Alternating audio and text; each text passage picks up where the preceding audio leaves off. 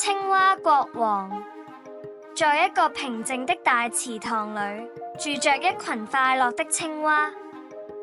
它們想跳就跳，想叫就叫，過得自由自在。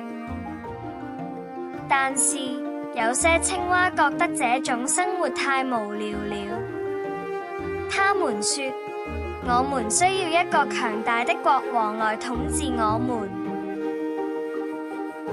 青蛙們向眾神之王朱比特祈禱，希望他能派一位威嚴的國王降臨青蛙島。朱比特想給青蛙們一個教訓，於是從天上扔下了一根巨大的木頭，咚地一聲掉進水裏。一開始，青蛙們對這位木頭國王非常尊敬，連大聲說話都不敢，怕吵醒國王。過了一陣子，青蛙們發現國王動也不動。大膽的青蛙甚至跳上木頭跳舞，嘲笑國王太軟弱。他們再次祈求朱比特，請給我們一個真正的會動的國王，要能展現皇室的威風。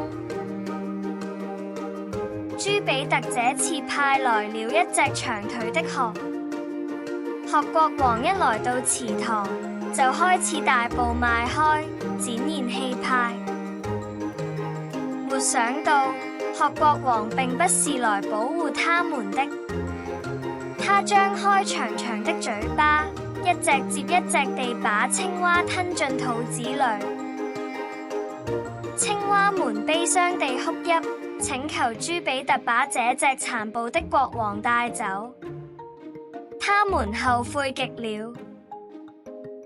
朱比特回答：你們既然不滿足原本的自由，現在就必須承擔你們自己選擇的後果。這個故事提醒我們，在渴望改變現狀時，要先看清楚新的選擇是否真的比較好，不要身在福中不知福。平靜、統治、威嚴、尊敬、軟弱、殘暴、承擔、自由。